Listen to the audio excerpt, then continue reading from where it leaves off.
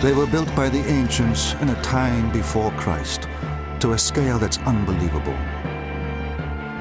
They dared their creators to push engineering to new heights, which still astound us today. Architecture and sculpture continue to stand in the shadow of their genius. Now, by revealing the secrets of the past, we can unlock the mysteries of their construction, which earned them the highest distinction as the Seven Wonders of the Ancient World.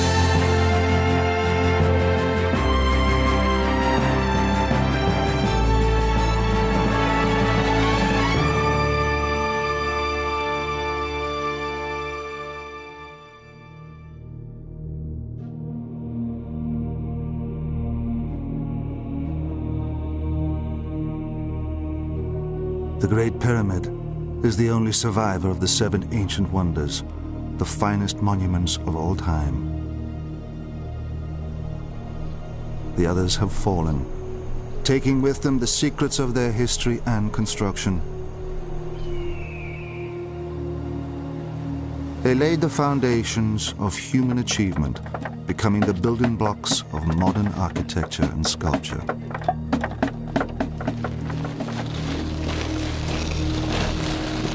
From the world's largest pyramid to the very first skyscraper, the seven ancient wonders were all massive construction projects.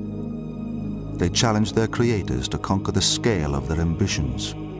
The seven ancient wonders are a great example of how people build to impress, build to a scale which seems almost incredible, almost as if they were intending to make people look at them and say, well, could this have been possible? To solve nearly insurmountable construction problems, visionary architects were forced to conquer the unknown with extraordinary results. There were the Hanging Gardens of Babylon, built high above ground, displaying their color in the middle of a desert. I'm most intrigued by the Hanging Gardens of Babylon. I wish it was still there. Of all the seven wonders, that is the one I wish had not been destroyed. It's so unusual. It excites one's imagination. Exotic and mysterious, they have enchanted us through the ages. Standing upon an arid plain, how were the Babylonians able to conceive them? The ancient gardeners had a great knowledge of horticulture, but what plants were they able to grow in the Hanging Gardens?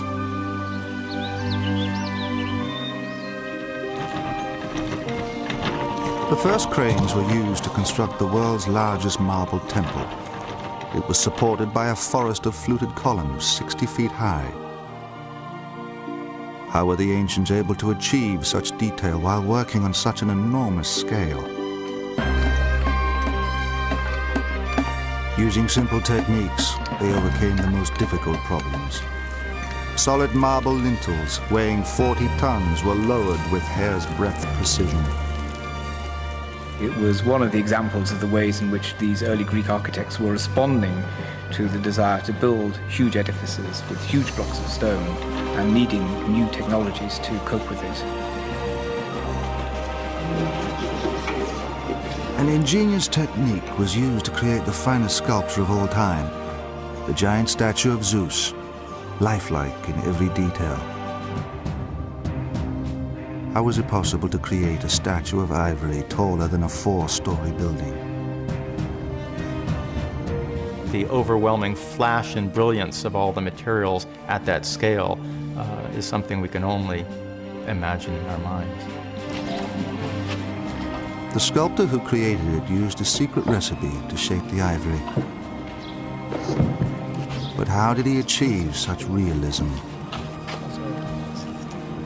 The originality of its design has inspired artists and sculptors to copy it throughout the centuries.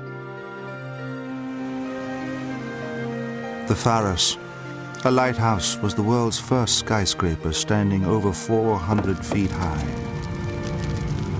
How were the ancients able to build so high without modern equipment? The Pharos blasted its golden light 50 miles out to sea. What mechanism could cast a beam so far? For centuries, the secrets of its construction lay hidden beneath the sea. So we are on the place here, on the underwater site. Now, a marine archaeologist and his team are recovering its remains from the sea floor to discover how the Pharos once stood. The 7 ancient wonders created the building technologies of today. It was the invention of the crane by the ancients that enabled them, and now us, to lift heavy weights high onto a building. The ancients dared to build high. Until little more than a century ago, the Great Pyramid remained the tallest structure on Earth. Only with modern engineering have we mastered the technology to build higher, giving rise to our finest skyscrapers, and even buildings made out of glass. One thing I learned to respect the Egyptians is the proportion of that pyramid. The Egyptians were right 4,000 of years ago. The ancient builders took risks to attempt the impossible. Now, nothing is left to chance. The computer has allowed us to test designs that before we couldn't have tested. And that's given us the confidence to actually proceed with these designs and be daring. A good example of an early use of the computer was Sydney Opera House, which was a very unusual structure. Today's creations stretch to the heavens, but their foundations are embedded deep in the past. They rest upon the 7 wonders of the ancient world, which still challenge and amaze us after thousands of years. Their origins lie in the ancient Greek world.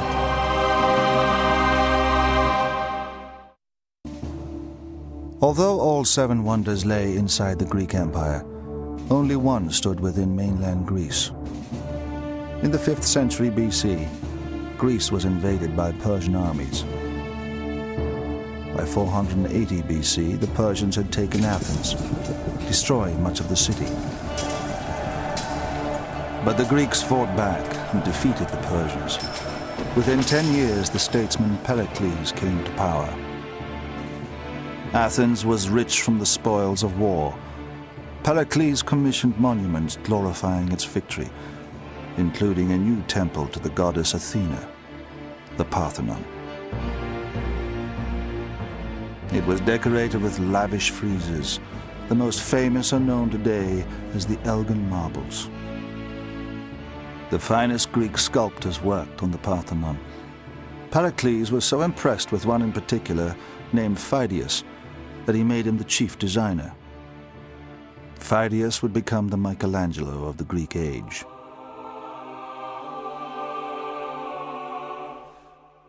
Phidias was asked to make a statue of the goddess Athena to stand inside the Parthenon. Crafted from ivory and gold, he designed it to stand 40 feet high. Statues and monuments were being commissioned across the country, and artistic rivalry was intense. Phidias was determined that his Athena would outshine every other statue in Greece. Phidias' great achievement was to meet this challenge, and after he made Athena, virtually every other Greek town wanted such a statue. Phidias was heralded as a genius, but his name became blackened by scandal. On completing the Athena, he was unable to account for all the gold he had used. Phidias was accused of embezzlement by those eager to bring down his powerful patron. Fortunately for Phidias, news of his spectacular Athena had traveled to Olympia. He was now commissioned to make a statue of Zeus to stand inside the temple there. So, in 438 BC, to escape the scandal in Athens, Phidias left for Olympia. The site of the Olympic Games was dominated by a temple.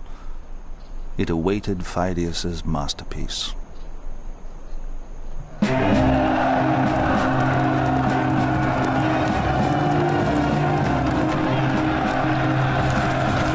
The Olympic Games attracted competitors from all over the Greek world. Wars stopped when the Games were held in honor of Zeus, the supreme god.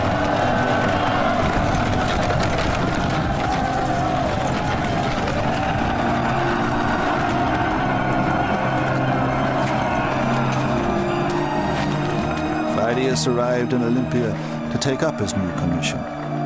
With his reputation on the line, he approached the great temple. So it seems that the Eleans, having seen or heard about what was up in Athens, decided, we want one of those too, and we want Phidias to make it for us. And they went and they commissioned him to do that.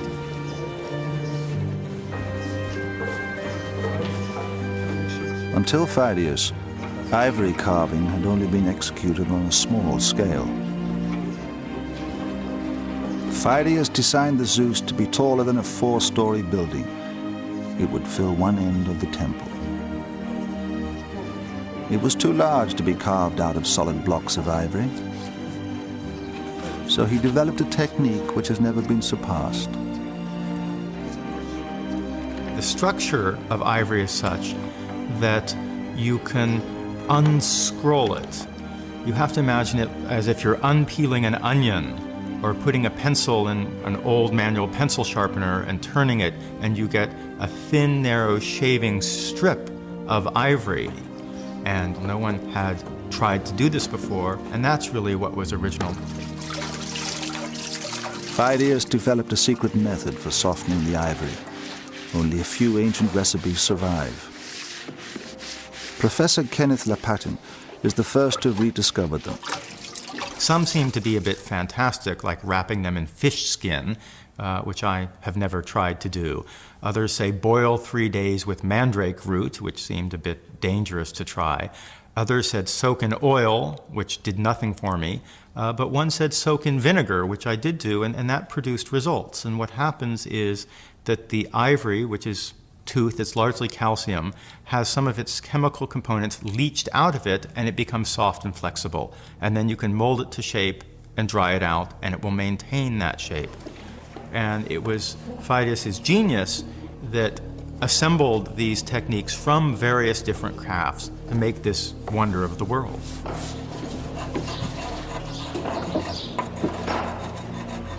Phidias and his assistants painstakingly followed this technique of shaping every detail.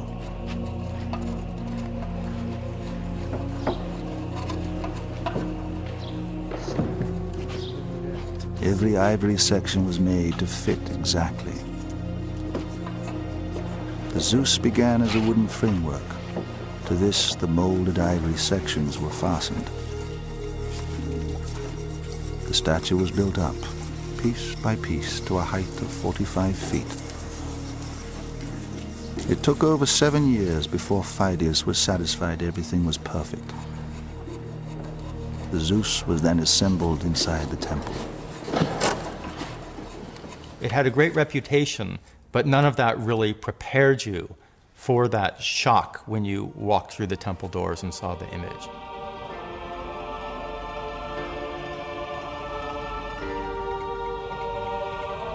Unlike, I think, all of the other wonders, you couldn't see it from afar. You had to go and enter the temple, and then it hit you all at once. Oh, gee, that really is big. Wow.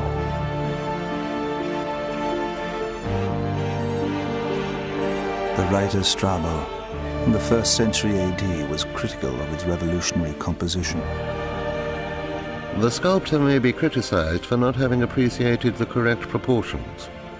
He has shown Zeus seated, so we have the impression that if Zeus moved to stand up, he would unroof the temple.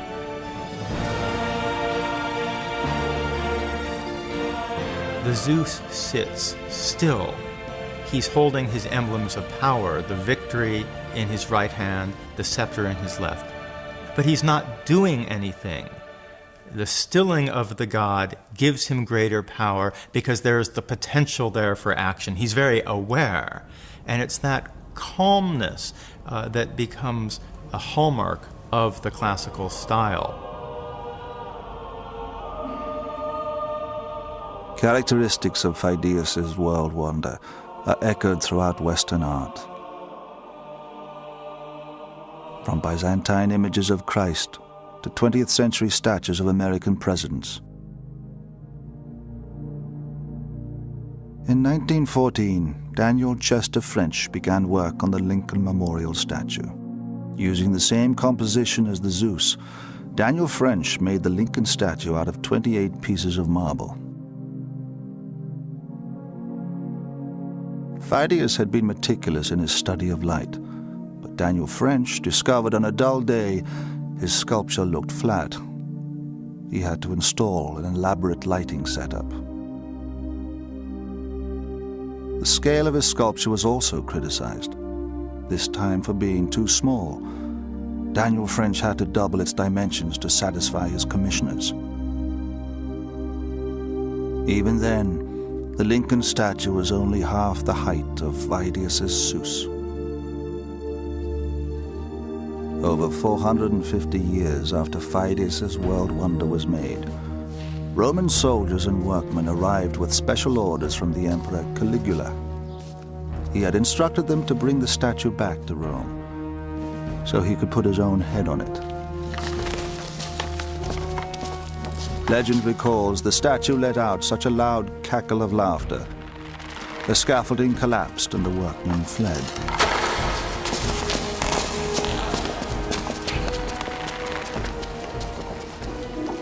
Luckily for them, the ruthless emperor was assassinated before they returned to Rome, empty-handed.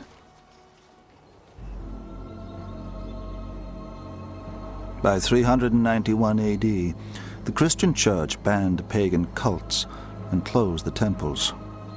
The Olympic Games ceased, and the great sanctuary of Olympia fell into disrepair. When the Zeus was 800 years old, it was bought up by Luasus, an imperial chamberlain from Constantinople, and installed in his palace art collection there. Phidias's world wonder would not survive for long. A fire destroyed the palace and the collection, cremating the finest statue of all time. The influence of Greek art and architecture spread into Persia, an enemy of Greece. At the western tip of the Persian Empire lay the once great city of Halicarnassus.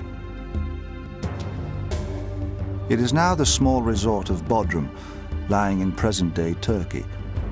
At first it appears an unlikely site for a world wonder. But in the 4th century BC, this was the capital of a powerful sea empire. Inland from the harbor lie the ruins of a tomb, the most extraordinary building ever constructed. It stood the height of a 14-story building, combined an assortment of styles, and was covered with statues. It has left us the word mausoleum, used to describe monumental tombs ever since. Its style has been copied around the world, from the Freemasons' Lodge in Washington, D.C., to the Shrine of Remembrance in Melbourne, Australia.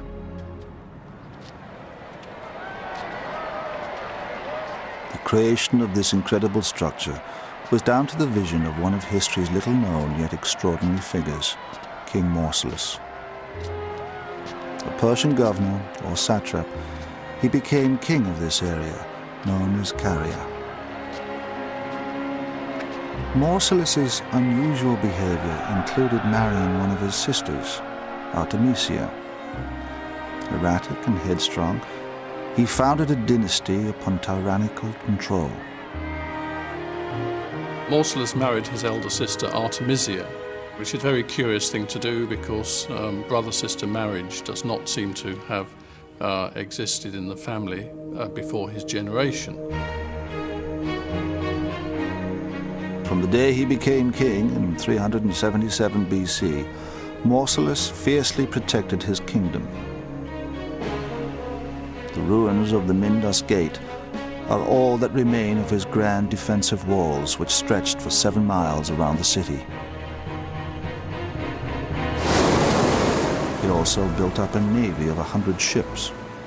In the Persian tradition, he had a fortress palace, which is believed to have occupied the site currently where the castle is. Mausolus is obviously a very powerful, dominant figure, successful politically and victorious in war. His forces stood poised to repel any Greek attack. Yet Mausolus openly welcomed Greek culture. Deluded by visions of his own grandeur, he planned the construction of a vast tomb. He chose a Greek architect to design it. His name was Pythias. He was unknown and unconventional. We don't know exactly where he came from, but he was very much a pioneering theoretical architect, probably the most important theoretical architect of the 4th century BC. He had very strong views on what was appropriate in architectural design and what was not. The Persians had a tradition of building tombs. Mausolus followed the example of the Persian king Cyrus the Great. But Mausolus's tomb would be far grander. Pythias designed for him an extraordinary building. It defied the conventional styles of the day. Apart from the Great Pyramid, it stood twice the height of any known building in the Western world, 14 stories high. The tomb would be unique. It would incorporate different styles from different countries. On the top, and never attempted before in architecture, a vast statue. Below, a stepped roof, inspired by the Egyptian pyramids. Beneath were Greek columns from temple architecture. Under these, giant statues resembling friezes, another architectural innovation. At the base was a tomb chamber. This alone used over 12,000 tons of stone. Mausolus gave orders for his tomb to be built on top of an existing royal burial site. Because of the scale of the tomb, this choice of location presented problems. The mausoleum needed foundations dug to a depth of 20 feet. They soon flooded. Having drained them, Pythias increased stability by joining the masonry together. Iron clamps, or dovetails, were used to secure each block to the next, and dowels were fitted between the courses. To assemble the columns, a hole was cut in the base of each, allowing iron connecting bars to join onto the next section. This technique is still used today. These blocks have been banded together so that they get strength from each other.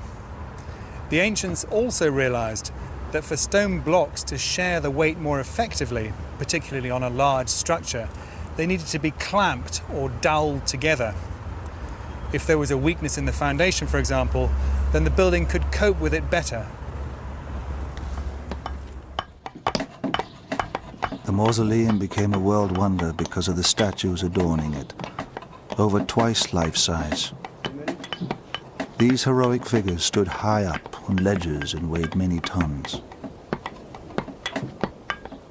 By the time that the mausoleum is being built, great strides had been made in the development of cranes and siege engines, massive timber constructions on wheels capable of lifting dead weights to a height of 140 feet.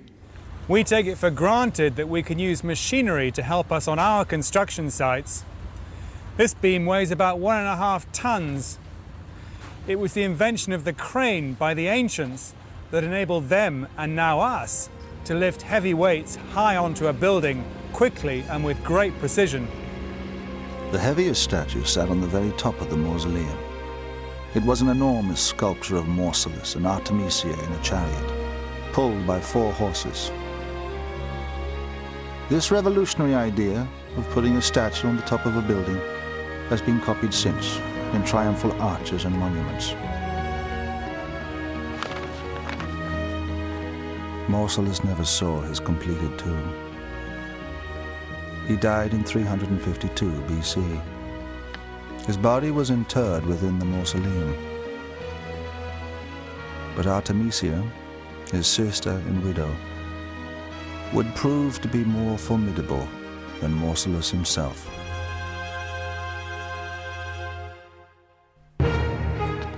After the death of Mausolus, Artemisia became queen. Her rise to power was unprecedented in the Western world. she continued to oversee the construction of the tomb.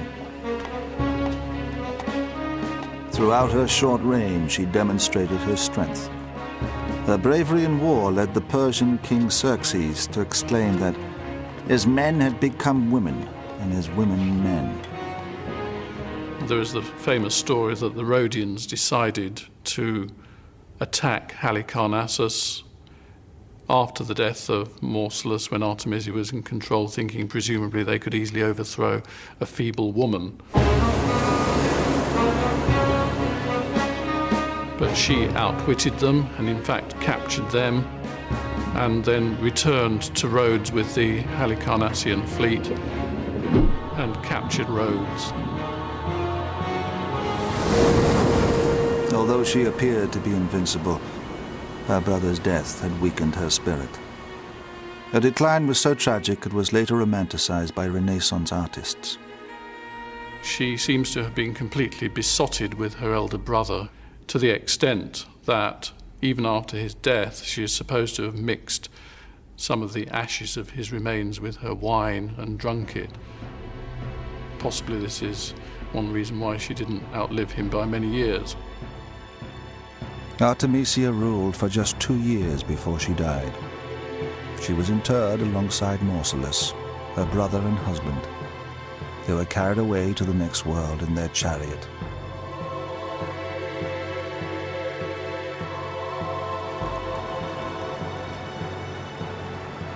The mausoleum was finally finished after Artemisia's death.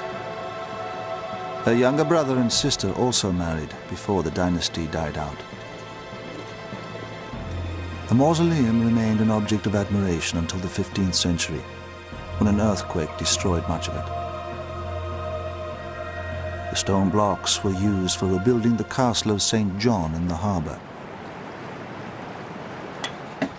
Most of the statues, which had made the mausoleum a world wonder, were thrown into lime kilns to make cement.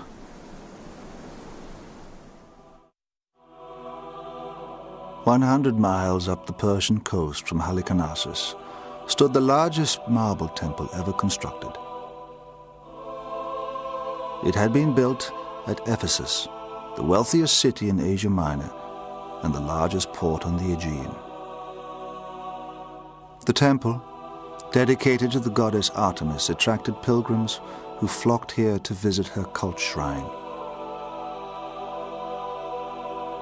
Artemis was a mother goddess, her many breasts symbolizing the fertility of women.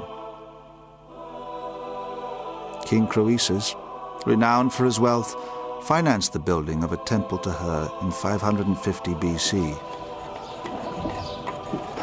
The architect chosen to build it was Chersiphron. Although he was highly trained in temple construction, this commission was on a scale never before attempted.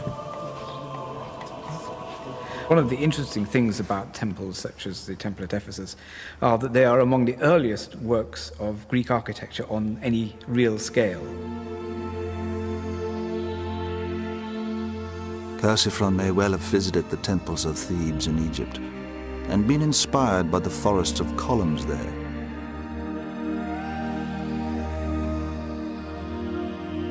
His temple of Artemis would be built entirely from marble and have 126 giant columns.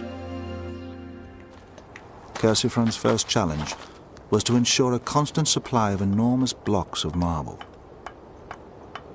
The quarries were 7 miles from the construction site, and some marble blocks could weigh as much as 40 tons. Engineer Scott Steedman has examined the difficulties of moving them. There's a lot of controversy about how the ancients moved heavy stones. We know that they dragged them, of course, but when you drag a stone, you have to overcome a huge amount of friction from the weight of the stone on its runners underneath. So if you want a system that doesn't involve dragging, then you may be able to rock them, or even to roll them. This is a mock-up of a rocking device where the stone is strapped in between 2 large wooden rockers. This is a very efficient system of overcoming friction, and you can see just how easy it is to move even a heavy object. You could maneuver it, you could spin it, you could pull it up a ramp, with considerably fewer men than if you were trying to drag it. Chersiphron's methods of moving stone were highly advanced. He invented an ingenious roller pulled by oxen. The circular column elements were simply rolled along the ground within a frame pulled by oxen. But the rectangular elements were, of course, a rather more difficult proposition, and some of these were enormous. I mean, the largest of the architraves was nearly 9 meters long, which is an enormous block of stone. And to move that, he encased the ends in timberwork and turned them into wheels, and then simply attached draft animals to them and pulled them along. The temple measured a vast 180 by 360 feet, almost twice the size of the Parthenon. It was surrounded by a double row of columns, 60 feet high. One of the biggest problems was lifting up the giant lintels to the column tops. Stones like these weigh as much as 5 to 10 tons apiece. So how did the ancient Greeks lift such enormous weights to the top of a temple? We know that in ancient Egypt, they used a form of cantilever crane called a shadoof to lift water. And we know that the ancient Greeks used the same principle, but on a much larger scale, to lift weights at the dockside, cargo and even ships. So we can imagine that it's entirely possible that they used the same type of cantilever crane inside the temple, perhaps mounted on a mound of earth and stone, so that they could build up a platform halfway up the temple to give them the leverage they would need to reach right to the top.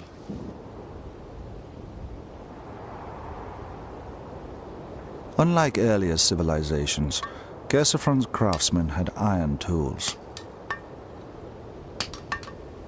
This enabled the marble columns to be fluted and decorated, but it called for greater care in handling them.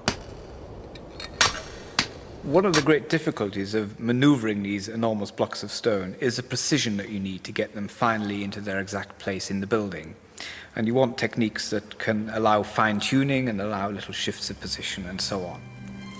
Chersiphron had to ensure the 40-ton marble lintels were placed in exactly the right positions, or the whole temple could collapse like a house of cards. He contemplated suicide when faced with lowering the final section. A similar problem had once confronted the ancient Egyptians when lowering a 60-ton sarcophagus down a 30-meter shaft. Their solution was simple. They fill the shaft with sand, and they put the sarcophagus above the sand, and they cut a side shaft, and they take the sand from the side shaft, the sarcophagus will go down. Chersiphron adapted this Egyptian technology to solve his problem. One of the techniques Chersiphron used was to build a mound of sacks of sand, basically, and to put the architrave on that. And then by pulling away the sand at the base, the architrave is slipped slowly into position. And of course, this can be manipulated quite precisely and quite carefully. The sand was let out of the bags, slowly lowering the stone into position.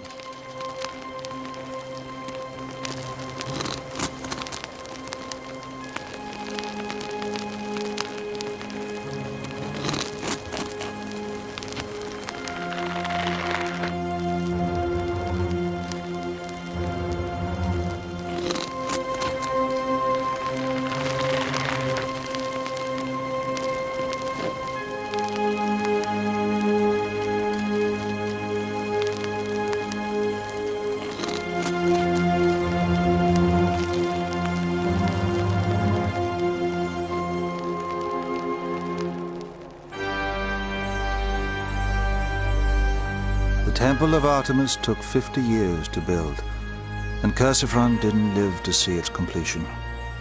His son followed him to finish the construction. The temple became a massive tourist attraction. Then, on the night of Alexander the Great's birth, tragedy struck.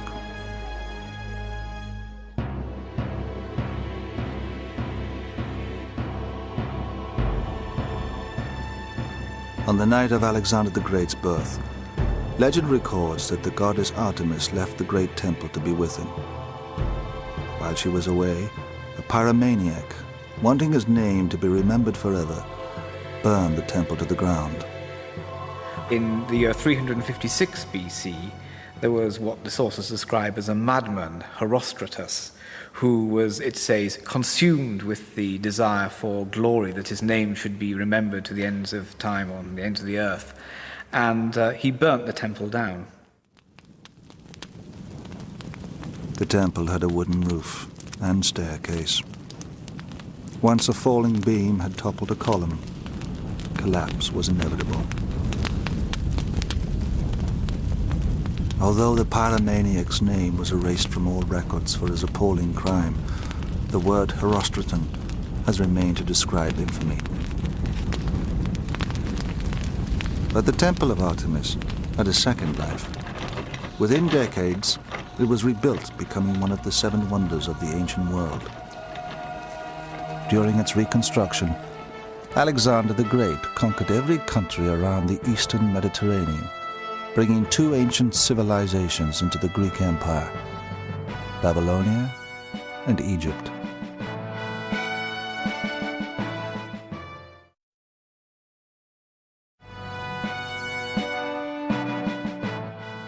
The capital of Egypt is Cairo, home to the oldest wonder of the world. The Great Pyramid still lies at the heart of Egyptian culture. On the edge of the city lies the Giza Plateau, the site of a vast pyramid complex. Pyramids are the tombs of the pharaohs.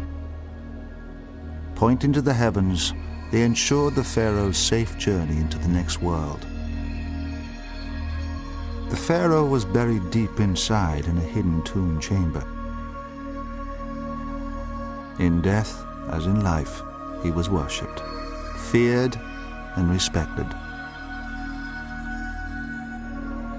Out of the 80 pyramids in ancient Egypt, the Great Pyramid is the largest.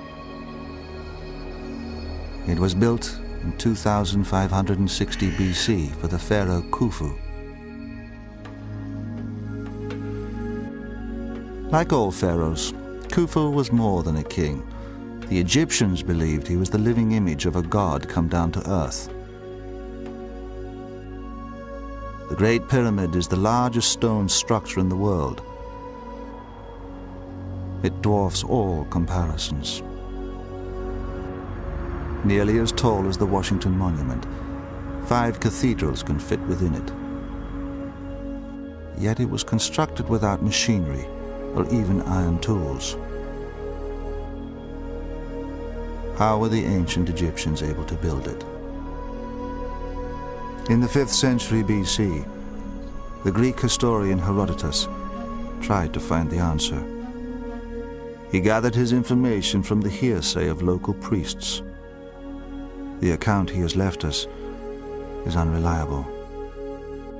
The pharaoh Khufu compelled his subjects to labor as slaves for his own advantage. Some were forced to drag blocks of stone from the quarries in the Arabian hills to the Nile. The work went on in 3 monthly shifts, 100,000 men in a shift. The wickedness of Khufu is not something that you can regard, in Herodotus' telling at any rate, as something which is hard historical fact. It is anything but that.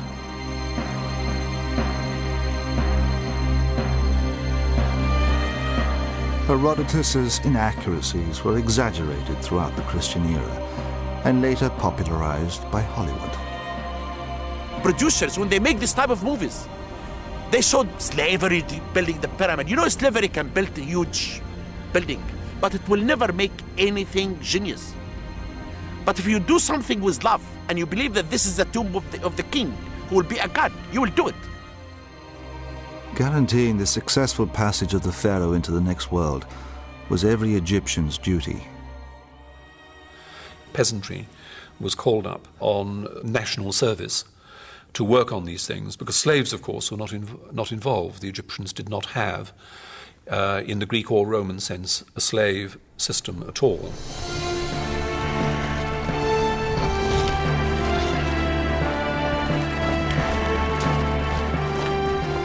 Although slavery didn't exist, workers were conscripted like an army. During the annual floods, farmers worked on the pyramids, which was preferable to going hungry. For all its faults, the Egyptian governmental system was one of the most successful that human history has to show. It was a governmental system that lasted well in excess of 3,000 years. And systems will only last as long as there is a degree of acquiescence on the part of the subject peoples. The Great Pyramid was built with over 2 million stone blocks.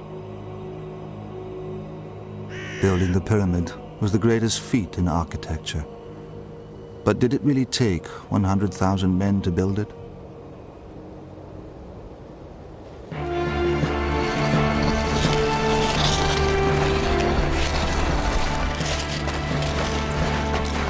The Egyptians were practiced in pyramid building. Their production line ran highly efficiently. Instead of Herodotus's 100,000 slaves, only 20,000 laborers were used. In place of soldiers with whips, help was at hand to tend the sick and injured. The Egyptians put doctors, physicians on the site to save the workmen because they found many workmen had broken hands. And they put wood to support the broken hands. Others had broken legs. We found that all the tombs of men and women, the skeletons, had stress on their back because they were involved in moving heavy stuff. And they died during the construction of the pyramids. The Giza Plateau was chosen as the site because of the quantity and quality of the building stone. The men lived here in laborers' quarters, their heads shaven to deter lice. Working in gangs, they hauled the stone blocks from the nearby quarry on sledges. An illustration from the tomb of a nobleman shows this process on a grand scale. A colossus being dragged along. Sleepers or runners were often set into the ground to reduce friction, but there were no rollers under the sledge. I know that Hollywood, the Technicolor industry, is very keen on rollers. You can get lots of Israelites squashed under things like rollers, and it makes for good copy. But there's no sign of any roller at all. And standing on the knee, there is somebody clapping his hands and saying, as the Egyptian text indicates, Jehuti hoppe meri nesu, which is one Egyptian equivalent of what shall we do with the drunken sailor. It ensures that everybody pulls at the right time. It gives a rhythm to the whole operation. The lower part of the Great Pyramid used the largest blocks, weighing 5 tons or more. Although a stone block was fitted into place every 2 minutes, the Great Pyramid took 23 years to build. Provided the Egyptians had time, and provided they had their disciplined workforce and these techniques, they could achieve what they needed to achieve. The ancient Egyptians set out the base like a compass. One side, aligned by the stars, runs north to south. With only geometry and rope to help them, it is baffling how they created a perfect square. Engineer Scott Steedman demonstrates one possible method for laying out a pyramid, which may have been used by the Egyptians 4,500 years ago. One of the mysteries of the ancients is how they managed to survey structures as accurately as they did, as large as the pyramids in deserts just like this. There are a number of theories as to how they did it, but this is a simple way in which you can lay out a right angle. What we need is a little simple geometry and a piece of string. What I want to do is to find the exact midpoint and mark it, and then we'll use that to lay out a right angle off our north-south line behind me. And here's the exact middle. I'm going to mark that with a green piece of twine because I need to find that. With the string, Scott forms a triangle. He loops the ends around 2 posts set upon the north-south line, and pulls the middle of the string out to find the midpoint. Right, here's the green marker. Now, the trick about this is it doesn't matter how hard I pull, because the tension is the same in both sides of the string. He marks the midway point with a post. He repeats this the other side, again marking the midway point with a post. By aligning these 2 points with a string, Scott has created a 90-degree angle. That's the original north-south line, and this is the new east-west line. The beauty of this system is that you wouldn't just do it once. You would go on from where I stopped, right around the pyramid, and then you would go back the other way anti-clockwise, and then back again clockwise. Each time you'd close out the error just that little bit more, until you got it to the precision that you wanted. The rough appearance of the Great Pyramid masks the precision of its construction.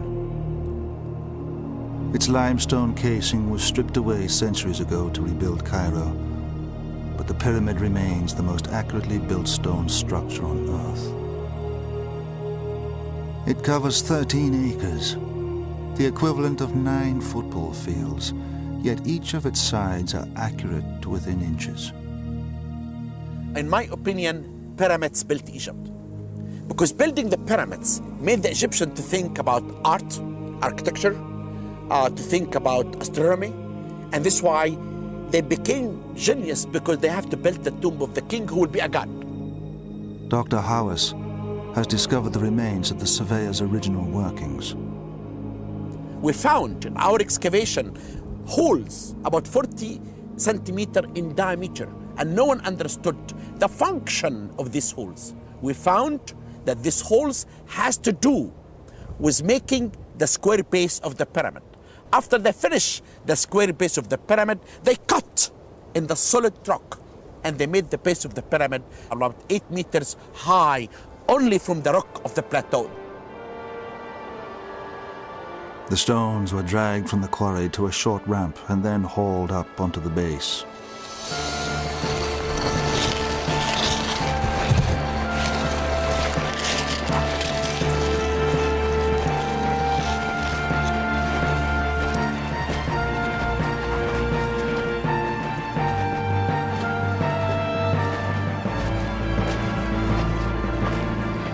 Dr. Howes has discovered remains of the ramp which stretched 1,000 feet from the quarry.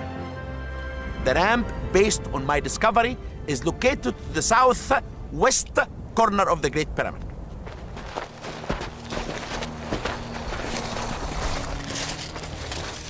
After the stones were hauled up onto the base, Dr. Howes believes they were then moved upwards using a girdle or spiral ramp. This wrapped around the outside of the pyramid and was made from mud and rubble.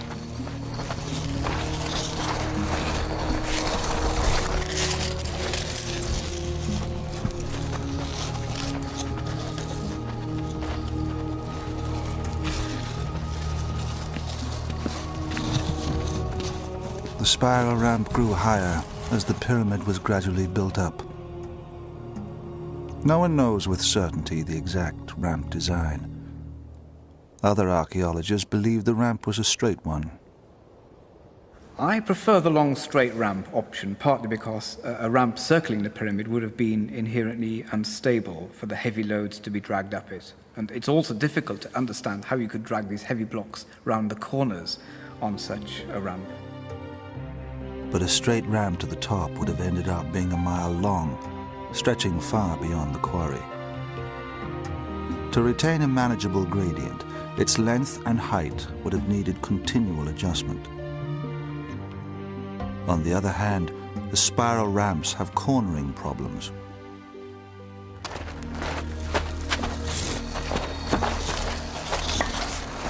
As the Great Pyramid grew higher, the stones became smaller. Rollers running under the stones may have been used here for maneuvering.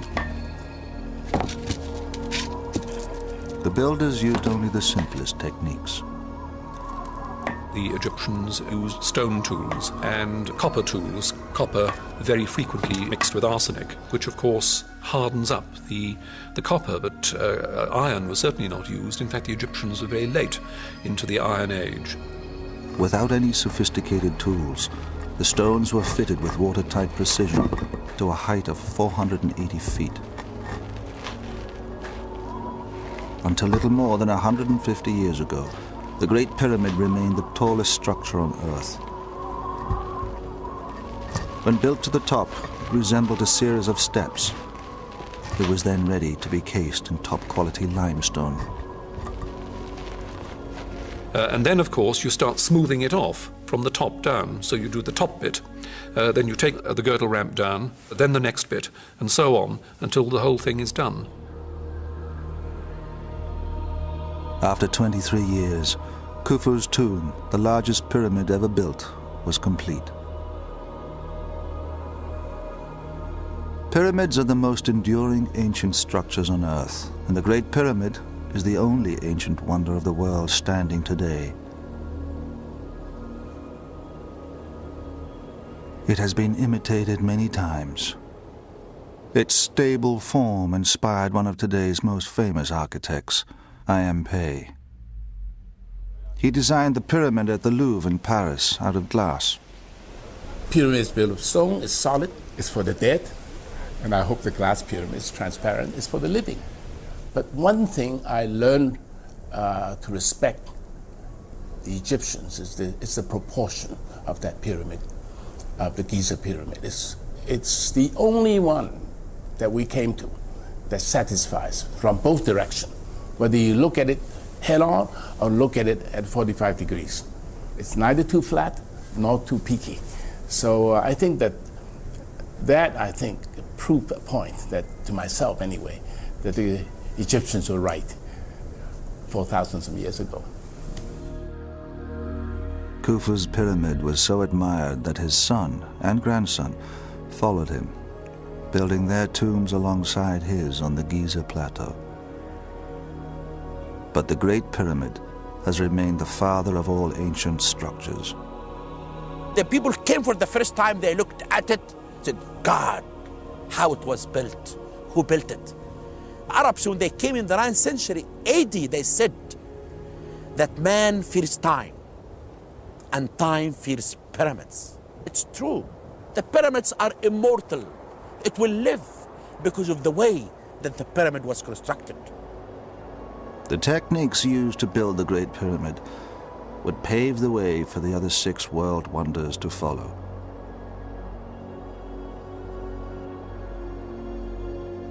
The Great Pyramid, the foundation for the other world wonders, was built in 2650 BC. It would take another 2,000 years before the next wonder of the ancient world was created in the most spectacular city on Earth, Babylon. The city was surrounded by inhospitable terrain for hundreds of miles.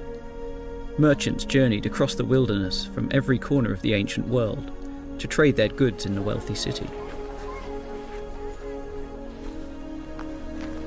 But of all the sights in Babylon, one impressed the parched travellers more than any other: the Hanging Gardens. I'm most intrigued by the Hanging Gardens of Babylon. I wish it was still there. Of all the 7 wonders, that is the one I wish had not been destroyed. It's so unusual. It excites one's imagination. Fragments of the ancient city survive, but the Hanging Gardens have been lost forever. Some scholars doubt whether they could have existed here. How was it possible to have built terraced gardens in an area without building stone?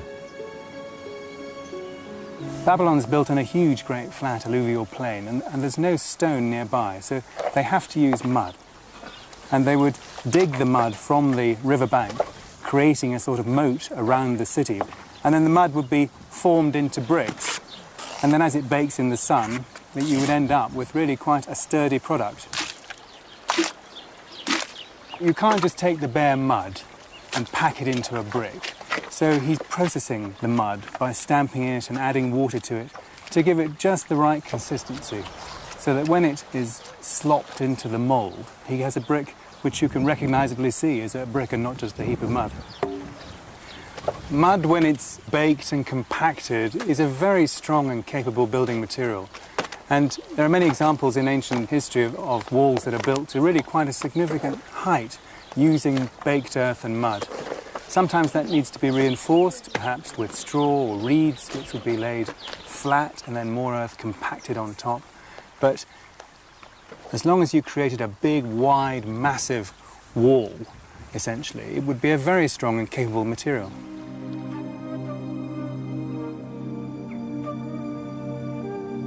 Babylon was situated on the Euphrates in present-day Iraq.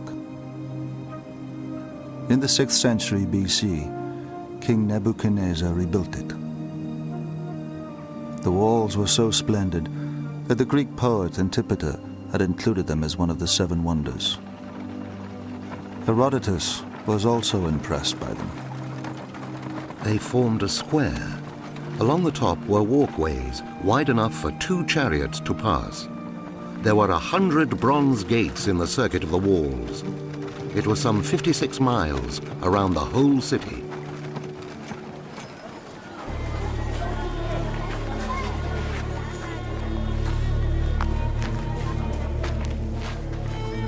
Behind the Ishtar Gateway, inside the city walls, the streets were laid out on a grid plan.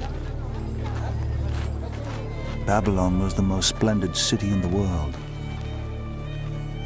A blend of sophistication and order.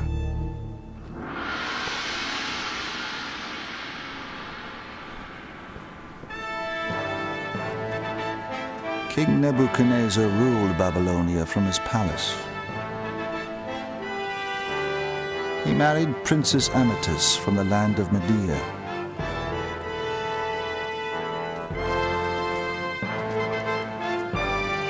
Their marriage symbolized a prosperous union between their countries.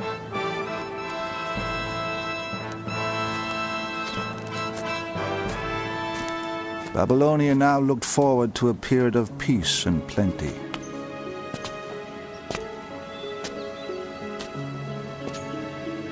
Above the palace, Nebuchadnezzar built the grandest celebration of this new era, the Hanging Gardens.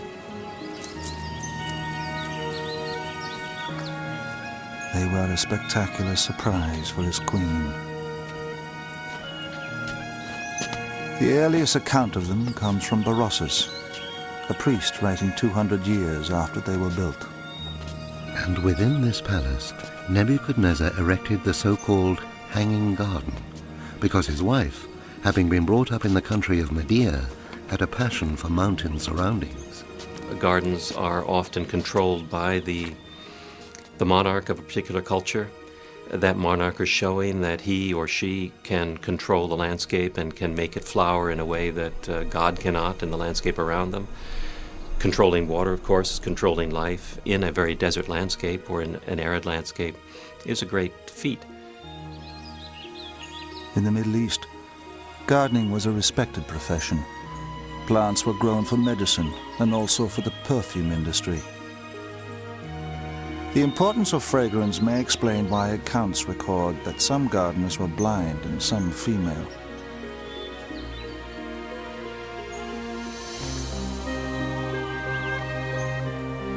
Records show that Nebuchadnezzar's gardener was given special rations from the palace.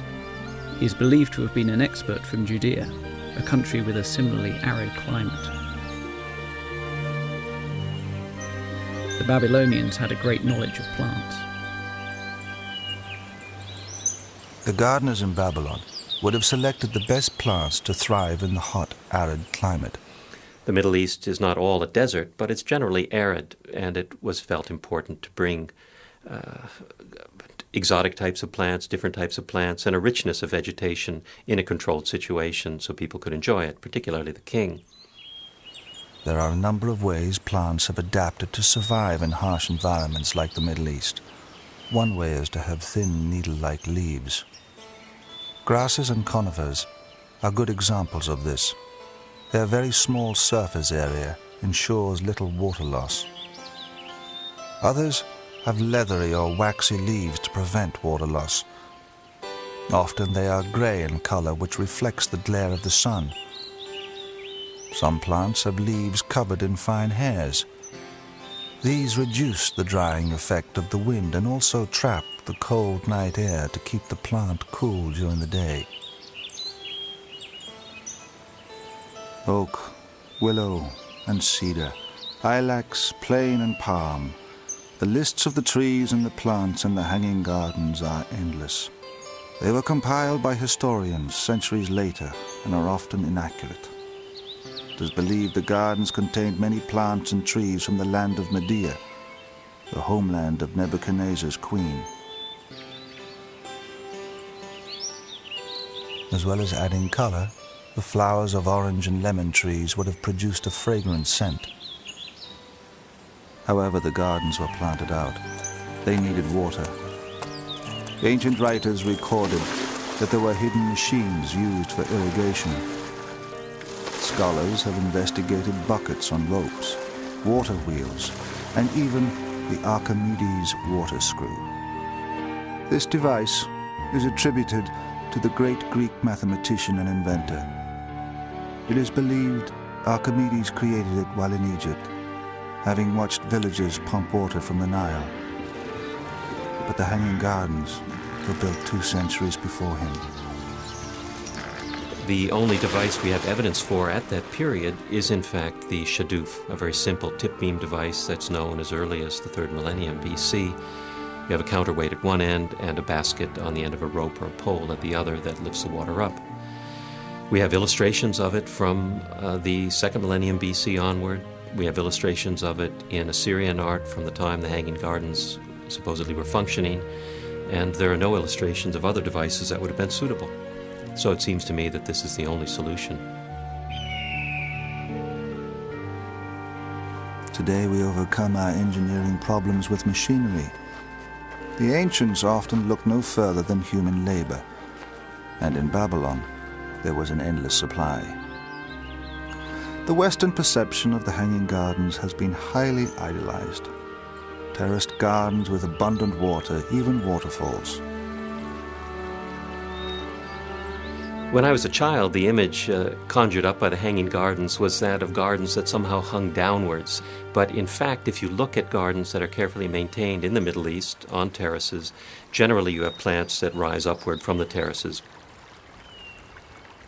In arid regions, in the desert, water is so precious it's like gold. They have to control how they use it very, very carefully. They let the water come in down channels, and then they release the water so that it just rushes out, just for perhaps 10 minutes a day, and then they'll shut it off again and conserve it for the next day. Just a tiny amount of water has created an intensity of color, green trees, which is just totally unexpected. Water could have been taken from the Euphrates, carried or lifted up to a cistern on the top terrace. From there it would have trickled down through the different levels of the garden. The irrigation of the Hanging Gardens is only part of the riddle, taunting archaeologists. The more baffling puzzle has been to find their exact location.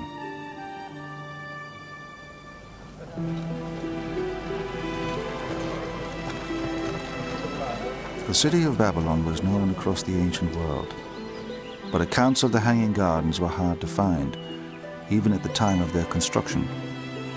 Well, the Hanging Gardens are a kind of historical mirage. We have sources from the 1st century AD that say there was Hanging Gardens at Babylon, but Herodotus, who's writing very close to the time the gardens supposedly were built, doesn't mention the gardens at all. If they were so spectacular, you'd expect him to say something.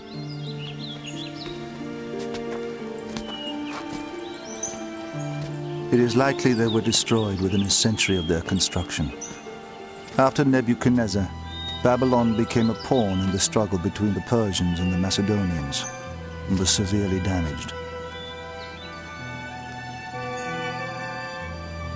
We know that Babylon was very badly destroyed by the Persian king Xerxes in 480s BC, and the fragile mechanisms and the fragility indeed of the plants themselves, one can't imagine that they survived that kind of ordeal. Some archaeologists have looked elsewhere to find another location for them. The most convincing explanation, which says that there is a confusion in the beginnings of this legend, and that really what the Hanging Gardens refer to are the palace gardens built by an Assyrian king in Nineveh, which was the great capital of the Assyrian kingdom, something like 100 or 150 years before Nebuchadnezzar.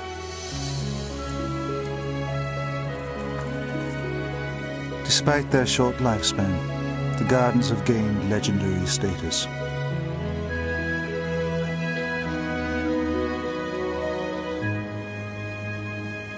They remain unique among the Seven Wonders as the only one displaying nature's beauty, and they live on as the most famous gardens ever. The balance of power in the Middle East would change, and with it the fortunes of Babylon. Persian armies under Cyrus the Great overran the Babylonian Empire. Just 200 years later, an awesome army recruited amongst the valleys and mountains of the Greek mainland would conquer Babylon once again. Under Alexander the Great, they stormed across the plains, east as far as the Indus and south as far as Egypt.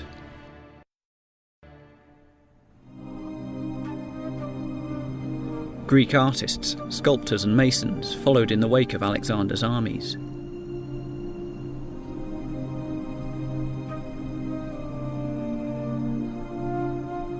They spread the influence of Greek architecture and culture to new lands, as well as harnessing local techniques for use back in Greece.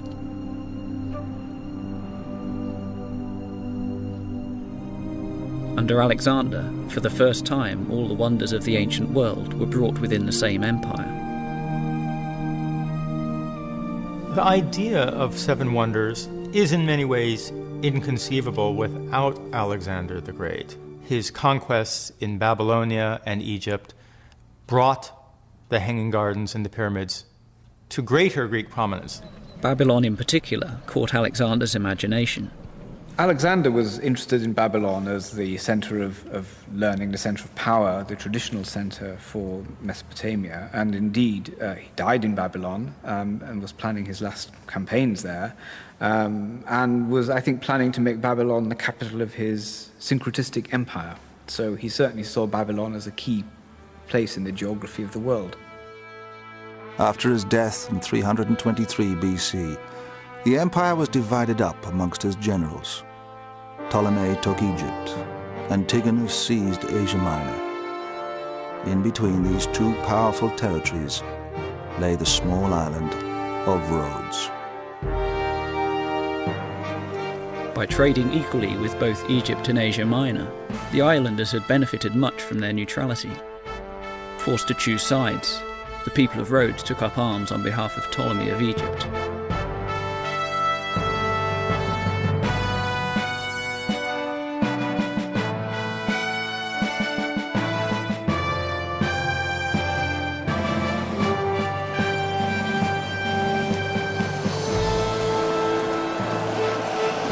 Outraged, the Antigonides from Asia Minor attacked Rhodes with a huge fleet. Against all odds, the Rhodians defeated them and celebrated their victory by building a giant bronze colossus to their savior, the sun god Helios. Helios was closely related to Apollo, the god of light, of truth, of vision. He is the god of the sun, who was especially worshipped on Rhodes. There were many bronze statues on the island, but the Colossus was easily the largest. To build, it cost 300 talents, equal to 300 warships. The Colossus was a memorial to themselves, to their victory, to their freedom, their continuing freedom, and as such, it was certainly worth putting a lot of money into. 300 talents, they had won it from the enemy. Why not? Bronze casting was a major business on the island. Statues were mass-produced and exported to Greece and Italy. The sculptor chosen to create the Colossus was Haris of Lindos. One story recalls his initial design as being 60 feet tall, but the islanders insisted on a statue that was twice that size, 120 feet. Haris doubled his dimensions and set to work. Haris was especially well qualified for this job because he had studied with one of the greatest bronze artists of the 4th century BC, Lysippus. Lysippus was known for producing many, many statues, 1,500 in his lifetime. And so in the workshop of Lysippus, one can imagine hanging on the wall a whole row of arms, a row of legs, body parts which were more or less interchangeable. Unfortunately, none of these mass production techniques could be used for the Colossus. No bronze statue had ever approached 120 feet in height. Haris had to manufacture everything on site.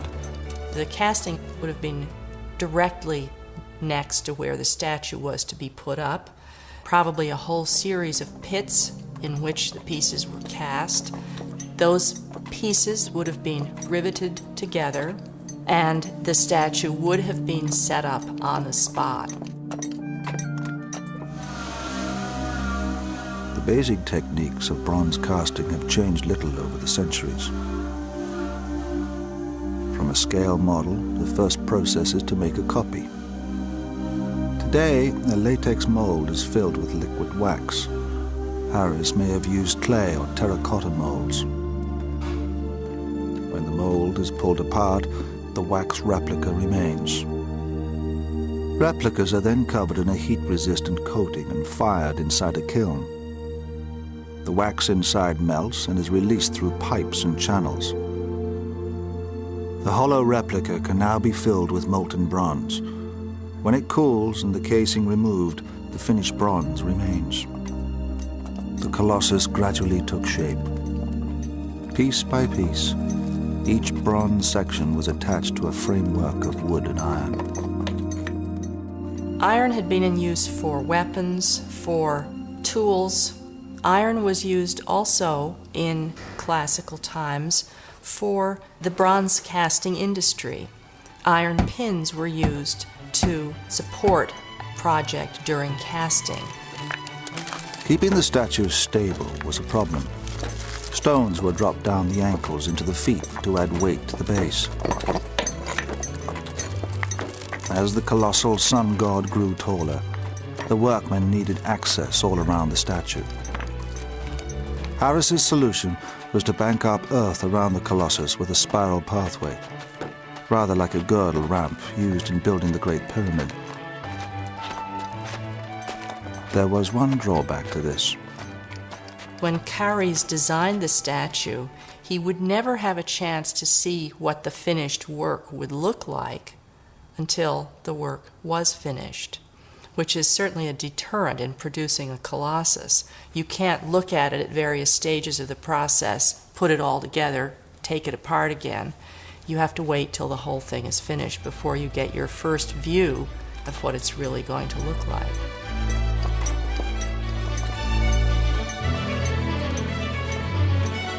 By the time Haris reached the head of the Colossus, the mountain of earth was 100 feet high. Altogether, 225 tons of bronze was riveted into place.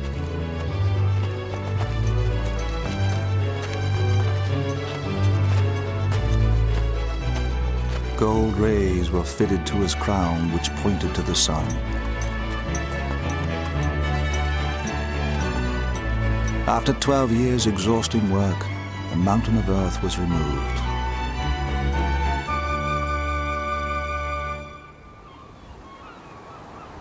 Haris' magnificent colossus of the sun god Helios, 120 feet high, was left to stand guard at the harbor side.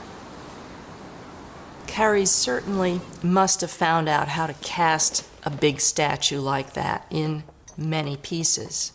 What he overlooked, apparently, was finding out from somebody how to make it stand up. Obviously, nobody had been making colossi, and so nobody thought carefully enough about how to keep this statue standing. When you scale up a structure, you have to think very carefully about how it's going to support itself. What works well when it's small may not work at all when it's large. If you scale up a hollow sculpture, for example, then the weight of the shell itself may overload it. And any tall, thin structure or sculpture will be much more vulnerable to wind and earthquake. The Colossus stood for just 56 years. In 226 BC, an earthquake brought it crashing to the ground, burying several houses beneath it.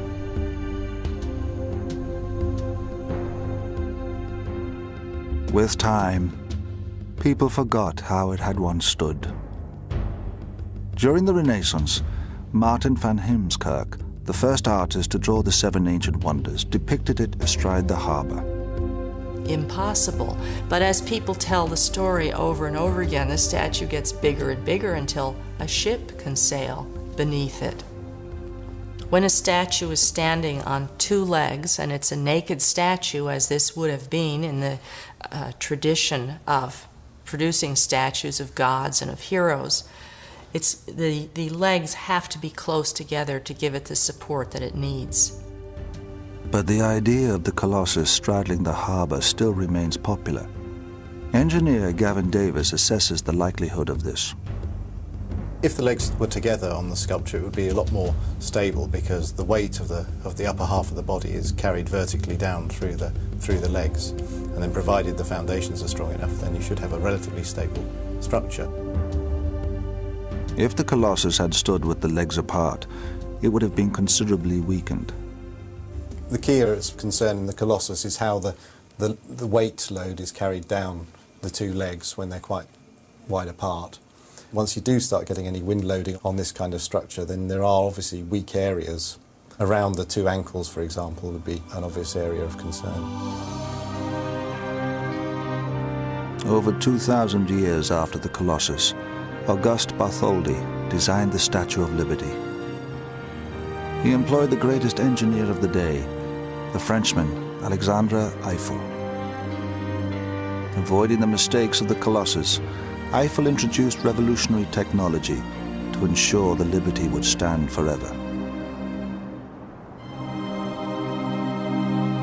The Statue of Liberty was an engineering innovation.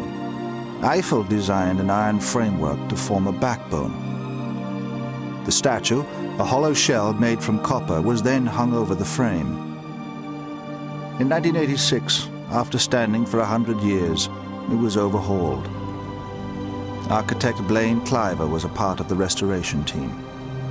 The statue itself is 153 feet tall. That's all the way up to the top of the torch. Eiffel's design was light. It is a skeletal frame and is anchored to the pylons which are into the base, the stone base upon which the statue stands. Unlike the Colossus of Rhodes, the outer casing carries no weight at all. Consisting of 300 copper plates weighing 80 tons, its weight is transferred by ribs and armature bars to Eiffel's central skeleton. Larry Belente was the consulting engineer during the restoration work.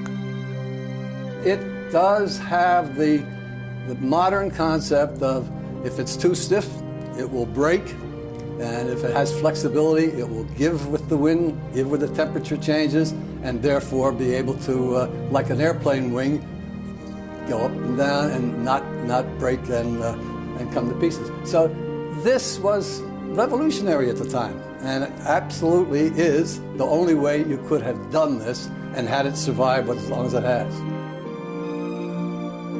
There are plans to use this technology to rebuild the Colossus on the island of Rhodes.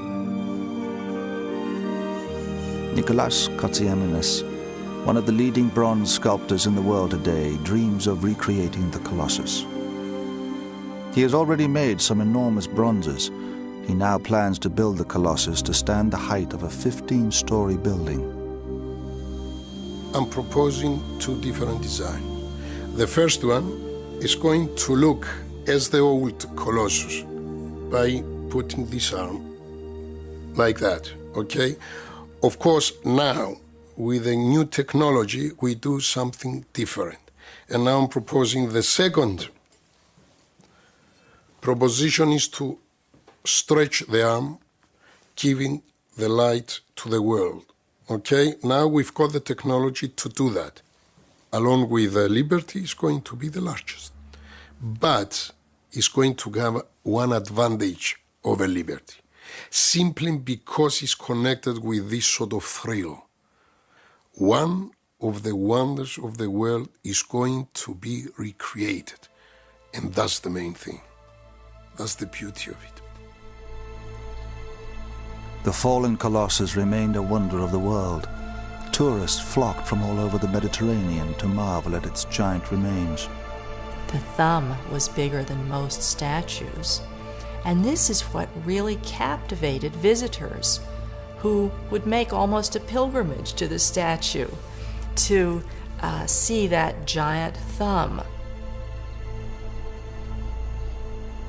An oracle predicted that Rhodes would suffer great misfortune if the statue were rebuilt.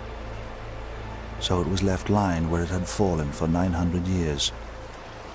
In the 7th century AD, the statue was carted off as scrap metal. Obviously, its tourist value by then was much reduced, and yet its monetary value was still high. Usually when bronze statues were melted down, the metal was reused for weapons, tools, mostly ammunition. It took 980 camels to carry off the surviving metal from this statue. Charis, like the Colossus he created, became a broken man. One story recalls how he miscalculated the cost of doubling the statue's size, leaving him bankrupt. Destroyed by debt, he committed suicide. The last of the 7 ancient wonders was built in the city that had given birth to them all, Alexandria.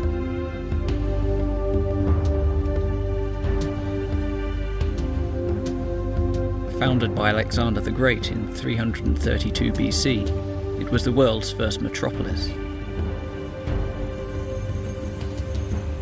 Standing at the head of the Nile, it rivaled ancient Rome in size and power. From its earliest days, the city has been a melting pot of civilizations. You could find any product from India, from Italy, from Greece, from Africa. Most of the goods for Alexandria's markets were brought by sea. As traders approached the Egyptian coast, they kept a lookout for the familiar sight of Alexandria's wonder, beckoning them to safe harbour.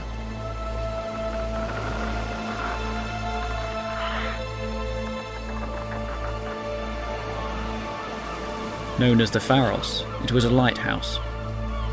Standing over 400 feet high, it was the world's first skyscraper.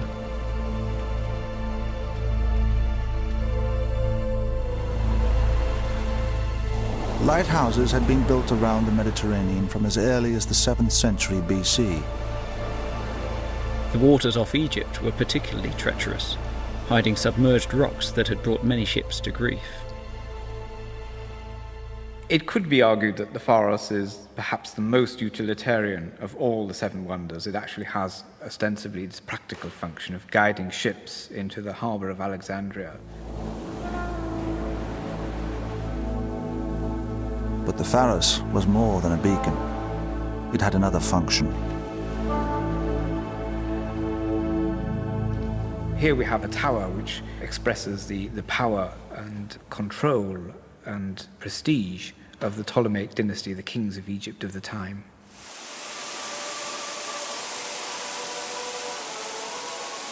Alexandria was the first megacity. Palaces were stacked upon palaces, yet the Pharos exceeded everything else. It is yet another way in which Alexandria can be put at least one notch, and preferably several notches, above every other city in the world. Built during the reign of Ptolemy II, the Pharos announced to the world the grandeur of Alexandria. Designed by the architect Sostratus of Cnidus, it took 12 years to construct. At the top, a vast furnace was kept raging. It blasted its golden light 50 miles out to sea.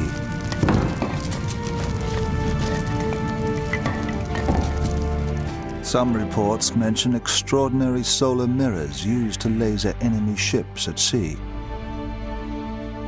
The Pharos was built in 3 sections. On the base sat a square tower, 233 feet tall. The second section was octagonal, and above it was the lighting apparatus. It's believed a spiral rampway inside allowed donkeys to take up the loads of fuel. We know that it did have ramps inside it, and that donkeys, for instance, could perhaps have gone up to the top of it on these ramps carrying loads. But it's a bit of an open question as to exactly how it worked, I think. The light at the top was created by a furnace. It was directed out to sea via large bronze reflectors. One of the problems, of course, of a lighthouse, particularly in a location such as Egypt, which is relatively poor in trees, in wood, would be what do you actually use to feed the flames? Alexandria was the largest port in the Greek world, and it is likely that the city had access to many raw materials.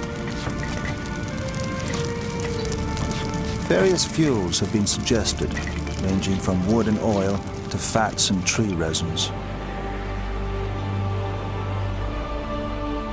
The Pharos was built from solid blocks of granite and limestone. Unlike tall buildings of today, its walls had to bear all the weight of the masonry above.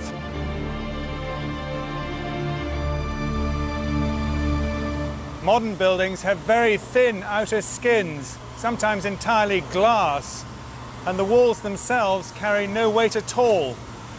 This is achieved by using a frame. I'm holding onto one of the steel stanchions here, so the ground floor and the interior can be entirely open. Frame technology was only invented relatively recently with the advent of modern materials like steel and concrete. Because the ancients were limited to stone, they had to build enormously thick and heavy walls to reach the heights that they wanted.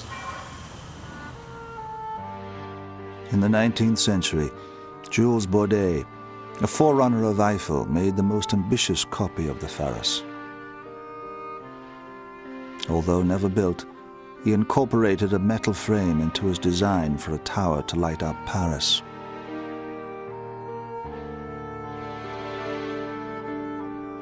Built entirely from stone, it is unclear how the Pharos could stand so tall. Yet there are many ancient accounts of it. The Pharos of Alexandria is actually one of the better documented of the Seven Wonders. It ceased to be a lighthouse at the end of the classical period, but it went on to be used as a mosque. In fact, what they did was on the top where the lantern had been, they built a mosque. There are Arab historians who had climbed it and give very good detailed descriptions with dimensions. So we can be fairly sure that it really was as it's described. Today, a medieval castle stands on the site of the Pharos, which stood until 1303. Named after the small island on which it was built, Pharos has become a generic word for all lighthouses. Like the Mausoleum and Colossus, the Pharos was destroyed by an earthquake. For 700 years, its remains lay on the seabed. But recently, a marine archaeologist has begun bringing to the surface the world wonder that has remained hidden for centuries. When the Pharos was toppled into the sea, its massive building stones were scattered across the harbor. Marine archaeologist Jean-Yves Empereur has been excavating the underwater site. He still can't comprehend the scale of his discovery. When, for the first time, we dived, we couldn't imagine such chaotic and huge underwater collection of such thousands and thousands of columns, of bases of columns, of capitals, of sphinxes, of obelisks, and so on. It was incredible. And every time we dive, even now, after thousands of diving here, we go back to the surface with a strange feeling. It's a fantastic sight. You cannot imagine, you cannot describe it. You have to dive to have this so strange feeling. Among his discoveries was a vast granite lintel weighing 75 tons, which he believes to be a supporting beam from the Pharos. You can see even in this castle, they used some very strong stones like the red granite from Aswan. You see at the base of the windows or the frame of the doors, they used ancient pieces of granite or columns even in the masonry, exactly like the pieces we are in the underwater site, to reinforce the building itself. So we are on the place here, on the underwater site. This is a slip from where we jump into the water.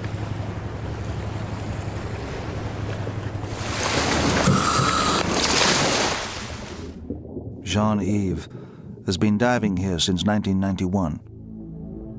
The vast underwater site covers 5 acres. His team continues to log the size and weight of every block. Deciphering the thousands of artifacts is a monumental task. The Pharos fell amongst palaces and the other treasures of the once great city. So Jean-Yves and his team have a painstaking task of deduction. Using inflatable parachutes, they lift the huge obelisks and statues weighing many tons.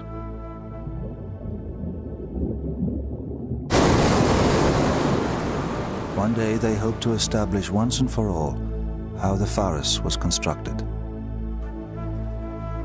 The world's tallest lighthouse was brought down by an earthquake. Nowadays, tall buildings are thoroughly tested. Gavin Davis examines the stability of the Pharos. There's no doubt this would have been a very challenging structure to build, but to build something that's supposedly 400 feet tall or more would have been very difficult at that time. When comparing the Pharos with one of the Great Pyramids, for example, you can see that there's a great difference because the pyramids are inherently more stable structure. Comparing it to something like a pyramid, which would have a much wider base, then it really is still a very tall and thin building. Whereas the ancients were building into the unknown, today's architects are required to check every uncertainty. This building's the Hong Kong and Shanghai Bank, and a significant amount of testing was carried out to look at how it might behave in the wind. The computer these days allows us to eliminate even the most unlikely problem areas from buildings, which means that we can design closer to the edge and design buildings that perform better. Today's architectural wonders stand within the safeguards of science and technology.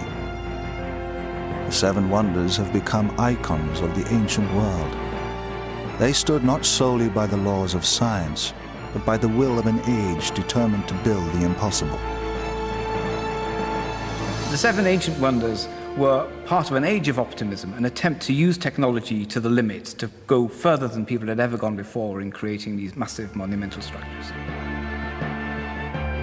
Architecture and sculpture continue to pay a debt to the excellence of their construction.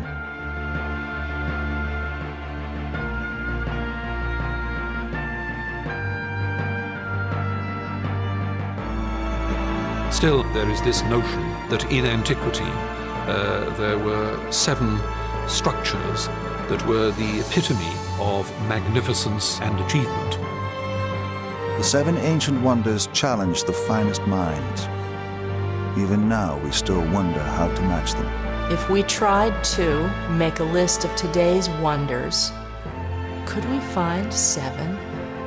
Or would we find 200? Their high ideals have stood the test of time. They remain the cornerstones of our finest constructions.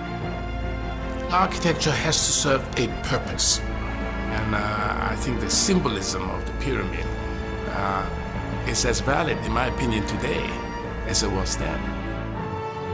The 7 wonders of the ancient world set the supreme standard and keep alive the dreams of the ancients.